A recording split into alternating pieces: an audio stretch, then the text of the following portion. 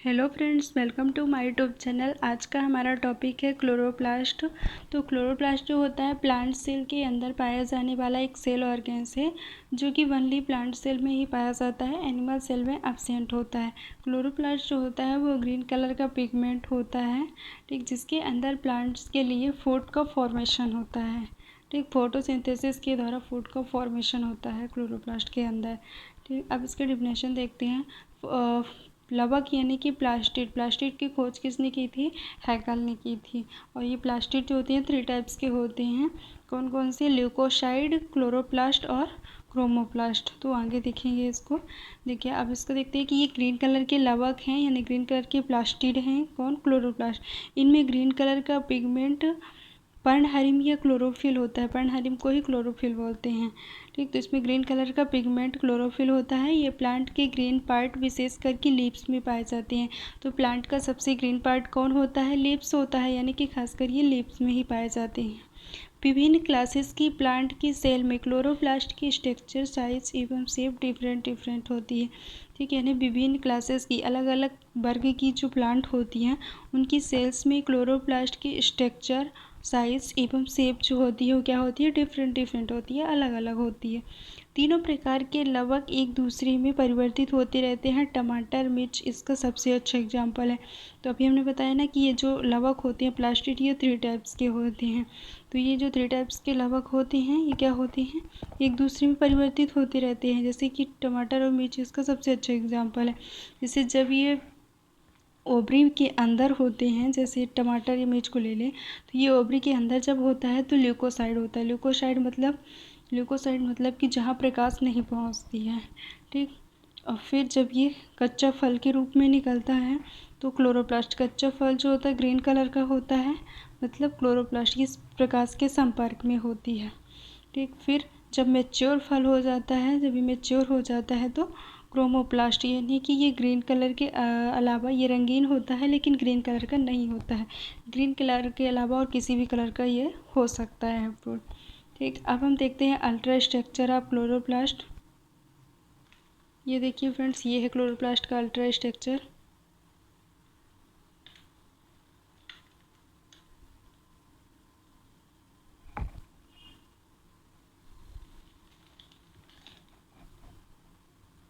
तो चलिए देखते हैं। प्रत्येक क्लोरोप्लास्ट लाइकोप्रोटीन की बनी 2 यूनिट मेम्ब्रेन्स के द्वारा घिरा रहता है। यानी कि प्रत्येक जो क्लोरोप्लास्ट होते हैं वो 2 मेम्ब्रेन्स के द्वारा घिरे होते हैं, और ये जो 2 यूनिट मेम्ब्रेन्स होती है किसकी बनी होती है? लाइकोप्रोटीन की बनी होती है, जिन्हें आउटर एवं इनर मेम्ब्रेन कहते हैं। ये मेम्ब्रेन्स स्मूथ एवं चयनात्मक रूप से पारगम्य होती है। यानी कि ये देखिए, ये है आउटर मेम्ब्रेन्स और ये है इनर मेम्ब्रेन्स। ये 2 मेम्ब्रेन्स के द्वारा क्या हुई है? घिरी हुई है। और ये 2 मेम्ब्रेन्स किसकी बनी है? लाइकोप्रोटीन की बनी होती हैं। और ये मेम्ब्रेन्स होती कैसे है? स्मूथ होती है, चयनात्मक रूप से पारगम्य होती है। स्मूथ मतलब चिकनी होती है, चयनात्मक रूप से पारगम्य मतलब कि ये इसमें से सारे पदार्थ का आदान प्रदान नहीं हो सकता, सारे मॉलिक्यूल्स नहीं आ जा सकते हैं, केवल कुछ चयन किए हुए मॉलिक्यूल्स ही इसमें से आदान प्रदान हो सकता है इस मेम्ब्रेन से। अब है कि दोनों मेम्ब्रेन्स के मध्य इंटर मेम्ब्रेन स्पेस पाया जाता है। दोनों मेम्ब्रेन्स के मध्य में क्या पाया जाता है? इंटर मेम्ब्रेन स्पेस पाया जाता है। मेम्ब्रेन के अंदर 2 सिस्टम पाए जाते हैं, स्ट्रोमा और मैट्रिक्स, ग्रेना और लैमेलर सिस्टम। तो देखिए, ये दोनों मेम्ब्रेन्स के मध्य में जो पार्ट होता है यहाँ क्या पाया जाता है? इंटर मेम्ब्रेन स्पेस पाया जाता है। देखिए, इसके अंदर 2 सिस्टम पाए जाते हैं। एक स्ट्रोमा पाया जाता है, स्ट्रोमा या मैट्रिक्स इसी को बोलते हैं। दूसरा क्या पाया जाता है? ग्रेना। ये देखिए, ये है ग्रेना, ये है स्ट्रोमा। इनके बारे में पढ़ लेते हैं कि स्ट्रोमा या मैट्रिक्स के बारे में पढ़ते हैं कि मेम्ब्रेन के अंदर एक जलीय प्रोटीन युक्त भरा पदार्थ पाया जाता है, उसे हम क्या कहते हैं? स्ट्रोमा या मैट्रिक्स कहते हैं। तो ये मेम्ब्रेन के अंदर जो भरा होता है जलीय पदार्थ, ये यहाँ जलीय पदार्थ भरा होता है, ये क्या होता है? स्ट्रोमा होता है। ठीक, स्ट्रोमा या मैट्रिक्स कहते हैं इसको। इसकी 50% मात्रा घुलनशील प्रोटीन राइबोसोम 70S तथा डीएनए की बनी होती है। यानी कि स्ट्रोमा की 50% मात्रा किसकी बनी होती है? घुलनशील प्रोटीन, राइबोसोम और डीएनए की बनी होती है। इसमें स्टार्च कण तथा ऑस्मियोफिलिक ड्रॉप्स भी पाए जाते हैं, यानी इसमें स्टार्च कण भी पाए जाते हैं और इसके साथ साथ क्या पाया जाता है, ऑस्मियोफिलिक ड्रॉप्स यानी ऑस्मियोफिलिक बूंदें भी पाई जाती हैं।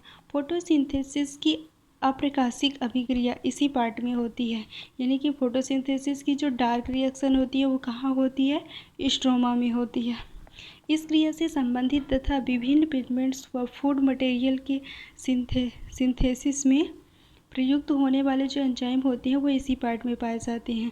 कौन से एंजाइम पाए जाते हैं, जो कि फूड मटेरियल के सिंथेसिस में प्रयुक्त होने वाले जो एंजाइम होते हैं वो इसी पार्ट में पाए जाते हैं। और इस क्रिया से संबंधित विभिन्न प्रकार के पिगमेंट्स भी इसी पार्ट में पाए जाते हैं, स्ट्रोमा या मैट्रिक्स में। तो ये तो स्ट्रोमा की बात। आप देखते हैं ग्रेना और लैमिलर सिस्टम। तो ये ग्रेना लैमिलर सिस्टम क्या होता है, ये सिस्टम स्ट्रोमा के अंदर पाया जाता है। ठीक, जो स्ट्रोमा पाया जाता है उसके अंदर क्या पाया जाता है, ग्रेना पाया जाता है, एवं कई मेम्ब्रेन्स का बना होता है। ये कई मेम्ब्रेन्स का बना होता है। ये मेम्ब्रेन्स एक दूसरे के समानांतर क्लोरोप्लास्ट की पूर्ण लंबाई में फैली रहती हैं, इन्हें लैमेली कहते हैं। तो ये देखिए, ये जो स्ट्रोमा घुलनशील पदार्थ भरा है इसके अंदर पाया जाता है क्या, ग्रेना पाया जाता है इसके अंदर। ठीक, और ये कई मेम्ब्रेन्स का बना होता है। देखिए, कई मेम्ब्रेन्स का बना होता है ये, और ये मेम्ब्रेन्स जो होती हैं एक दूसरे के समानांतर क्लोरोप्लास्ट की पूर्ण लंबाई में फैली रहती हैं। एक दूसरे के समानांतर हैं, एक दूसरे के समानांतर क्लोरोप्लास्ट की पूर्ण लंबाई में फैली रहती हैं। ठीक, जिन्हें क्या कहते हैं, ये लैमेली कहते हैं, इसी को ही लैमेली कहते हैं। ये देखिए, इसका नाम लिखा भी है, ये लैमेली, इसी को ही लैमेली कहते हैं, इंटरग्रेनल लैमेली। प्रत्येक लैमेला दो मेम्ब्रेन्स से मिलकर के बनती है। जो अभी हम लैमेली आपको दिखा रहे थे, वो प्रत्येक लैमेली जो होता है वो दो मेम्ब्रेन से मिलकर के बनी होती है। ये देखिए, ये जो लैमेली है दो मेम्ब्रेन से मिलकर के बनी है, दो मेम्ब्रेन्स हैं इसमें, तो मेम्ब्रेन से मिलकर बनती है। थोड़ी थोड़ी दूरी के अंतर पर गोल चपटी एकक झिल्लियों की बनी ये लैमेली एक दूसरे के ऊपर सिक्कों के ढेर के समान व्यवस्थित होकर इसी एक विशिष्ट संरचना प्रदान करती है, जिन्हें ग्रेनम कहते हैं। ये देखिए, सिक्कों के ढेर के समान दिखाई देती है, और ये सिक्कों के ढेर के समान होती है, और ये एक विशिष्ट स्ट्रक्चर प्रदान करती है। सिक्कों के ढेर के समान एक विशिष्ट स्ट्रक्चर प्रदान करती है। ये देखिए, इसको अलग से बनाए हैं स्ट्रक्चर, तो इसको क्या बोलते हैं, ग्रेनम बोलते हैं। प्रत्येक ग्रेनम में 5 से 50 तक क्या होता है, लैमेली होती है, जिन्हें थाइलाकोइड कहते हैं। ये देखिए, इसमें लैमेली दिखाए थे ना आपको, ये लैमेली। तो क्या बोला है कि प्रत्येक ग्रेनम में 5 से 50 तक लैमेली होती है, जिसे थाइलाकोइड कहते हैं। यानी ये जो लैमेली होती है, ये देखिए, ये लैमेली होती है 5 से और 50 की संख्या में होती हैं, तो इसको हम क्या बोलते हैं, थाइलाकोइड कहते हैं। ये लिखा है थाइलाकोइड। एक मेच्योर क्लोरोप्लास्ट में सामान्यतः 40 से 60 तक ग्रेना पाए जाते हैं, जो आपस में इंटेग्रम लैमेली द्वारा जुड़े रहते हैं। इन्हें स्ट्रोमा लैमेली या फ्रेट्स भी कहते हैं। यानी कि एक मैच्योर क्लोरोप्लास्ट में, जब क्लोरोप्लास्ट क्या होता है, मैच्योर हो जाता है, तो उसमें सामान्यतः 40 से 60 तक ग्रेना पाए जाते हैं, जो आपस में इंटेग्रम लैमेली के द्वारा जुड़े होते हैं। जो आपस में एक दूसरे से किसके द्वारा जुड़े होते हैं, इंटेग्रम लैमेली के द्वारा जुड़े होते हैं। और जब ये इंटेग्रम लैमेली के द्वारा जुड़े होते हैं तो इसे क्या कहते हैं, स्ट्रोमा लैमेली या फ्रेट्स भी कहते हैं। थाइलाकोइड की मेम्ब्रेन प्रोटीन तथा फॉस्फोलिपिड की बनी होती है। यानी थाइलाकोइड जो अभी आपने आपको दिखाया, तो उसकी जो मेम्ब्रेन होती है वो किसकी बनी होती है, प्रोटीन तथा फॉस्फोलिपिड की बनी होती है। ठीक, इसमें क्लोरोफिल तथा कैरोटीनॉइड्स पिगमेंट पाए जाते हैं। किसमें, थाइलाकोइड में क्लोरोफिल पाए जाते हैं तथा कैरोटीनॉइड्स पिगमेंट भी पाए जाते हैं।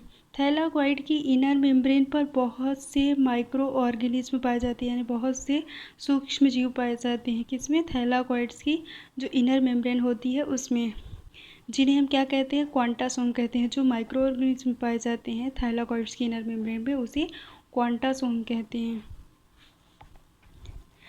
प्रत्येक क्वांटासोम में क्लोरोप्लास्ट के 230 मॉलिक्यूल्स होते हैं। यानी प्रत्येक क्वांटासोम में कितने मॉलिक्यूल्स होते हैं, कितने अणु होते हैं, 230 अणु होते हैं, 230 मॉलिक्यूल्स होते हैं।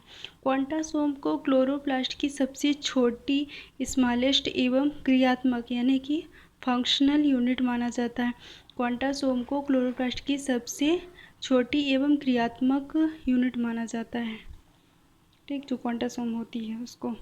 फोटोसिंथेसिस की प्रकाशीय अभिक्रिया यानी फोटोसिंथेसिस की जो लाइट रिएक्शन होती है वो किसमें होती है? थैलाकॉइड में संपन्न होती है।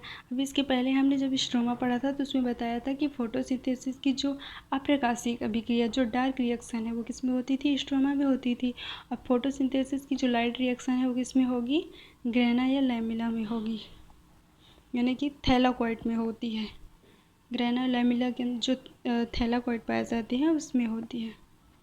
अब आते हैं chemical structure of chloroplast. Chloroplast chemical structure क्या क्या इसमें पाया जाता है केमिकल रूप से? शुष्क भार के विश्लेषण के आधार पर क्लोरोप्लास्ट में 35 से 55% प्रोटीन होता है, 25 से 35% लिपिड होता है, 5 से 10% क्या होता है? क्लोरोफिल होता है, और 1 से 4% कैरोटीनॉइड्स होता है, 2 से 3% RNA एवं DNA होता है, तथा अल्प मात्रा में विटामिन ई एवं के, कार्बोहाइड्रेट एवं विभिन्न धातुओं के परमाणु पाए जाते हैं।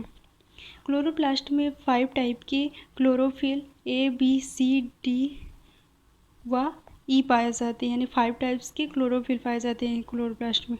ठीक, कुल क्लोरोफिल का 75% क्लोरोफिल A तथा 25% क्लोरोफिल बी होता है, यानी कि जितना कुल क्लोरोफिल होता है उसमें उसका 75% भाग क्लोरोफिल ए होता है और 25% भाग क्लोरोफिल बी होता है। बाकी जो भाग बचे वो बाकी क्लोरोफिल।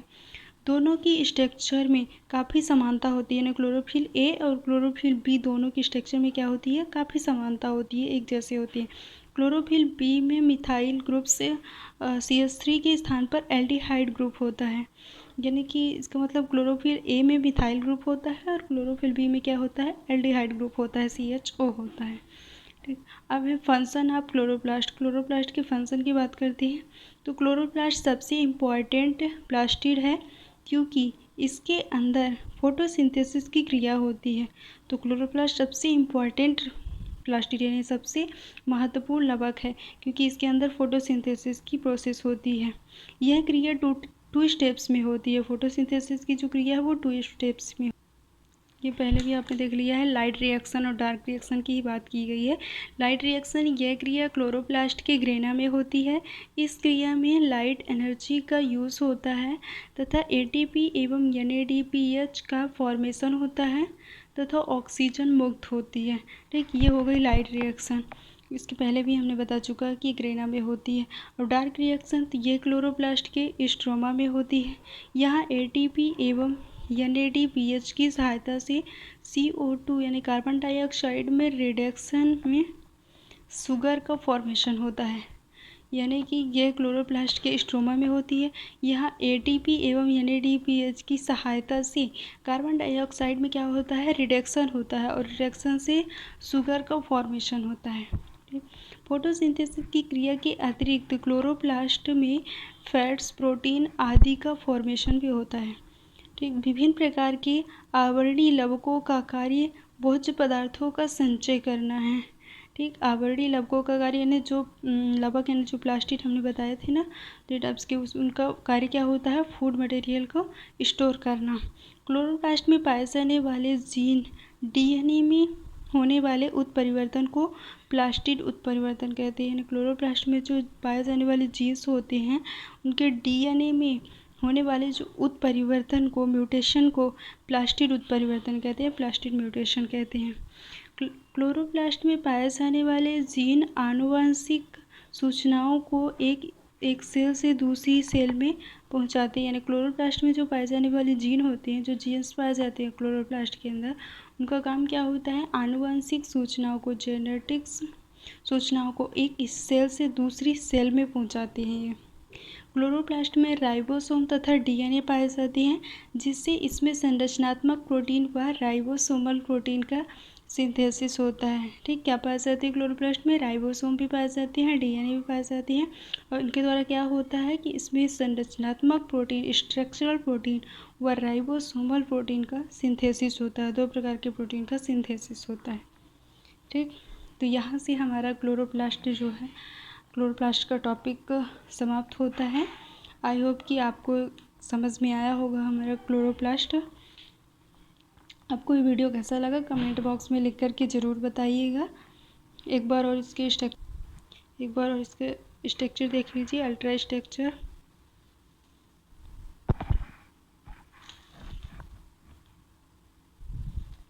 Thank you friends. आपको हमारा वीडियो कैसे लगा कमेंट बॉक्स में लिखकर बताइएगा, और अगर ये वीडियो अच्छा लगे तो इसे लाइक एवं सब्सक्राइब करना ना भूलिएगा। Thank you, bye bye.